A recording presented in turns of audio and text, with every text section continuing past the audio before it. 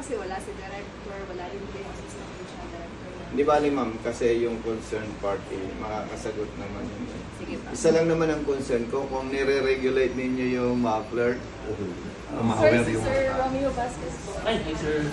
boss, Romeo Vasquez. Hindi man Yes, yes, kinukunan dito. Before na kami lang ang kinukunan. Sir, by the way, wala naman tayong pag-usapang personal. Yes po. Official business. Naka-record po tayo, gagamitin ko lang reference ito. Ano po? Sir, merong ordinance sa city government. Ang sabi doon, kapag hinuli ka at sinasabi nilang may violation sa muffler, i-impound, then kung ikaw sir yung may-ari ng motor, papalitan mo yung muffler, at marirelease lang sa iyo yung motorsiklo kapag yung muffler ay approved ng DTI. May nabasa sir ako na ordinansa ng City Government of na kapag hinuli ka dahil sinasabi may violation ka sa muffler, Okay. impound yung motorsiklo mo, para makuha mo, dapat papalitan mo siya ng muffler Okay. approved by DTI. Ang tanong ko sir ay simple lang. Kayo po ba nagre-regulate ng muffler ng motorsiklo at sinasabi nyo approve or disapprove? Actually, sir, sa pag-craft ng city ordinance, we were invited by SP, so the office of to comment on the proposed city ordinance. Okay. And in that meeting, in that session, we told them na hindi under jurisdiction ng DTI muffler.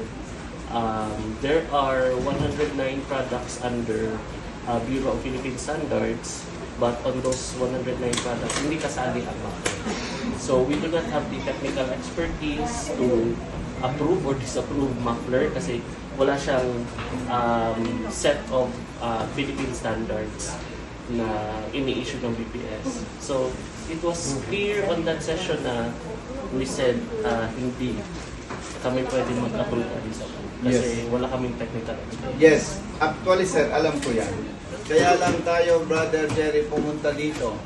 Ayaw ko, brother, na ako magsasabi. Ang gusto ko, from DTI official, ang magsasabi na wala kaming sinasabing approve, wala kaming sinasabing disapprove. Yun lang sir ang kinonfirm ko. Kasi nabasa ko yon. So meaning, Brother Jerry, maabuso ang rider. Kasi wala silang makukuhang certification or whatever official document from the DTI saying na approve. Yun lang sir kinonfirm ko. Salamat po. Thank you. Yes sir. Pakisabi ka, RD, maraming salamat. Sige po.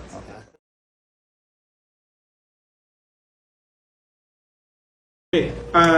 This morning, naglabas ako ng memo regarding dyan sa mga mufflers, modified mufflers, o yung mga motorista natin na nagpapalit ng mga mufflers sa motor nila from big bikes to underboat. Based dun sa aming memo, hindi kailangan ng certification ng mga nakabili dun sa mga binili nila na tamang tindahan o yung dumaan sa DTI. Hindi yung galing lang sa gawa-gawa sa mga talyer o yung custom made. Yan ang pinag-ihigpitan. Pero yung mga kababayan natin, yung mga motorista na bumili kayo, binili nyo yung muffler ninyo aftermarket at dumaan yung muffler ninyo sa proseso ng DTI, hindi ho dapat hinuhuli yan. So malinaw po yung binigay naming guidelines dyan at isang ano na rin ito para malinawan yung mga enforcers namin throughout the country na basta yung modified muffler na yan ay dumaan sa proseso, dumaan sa DTI, hindi gawang bahay-bahay lang, walang problema yan.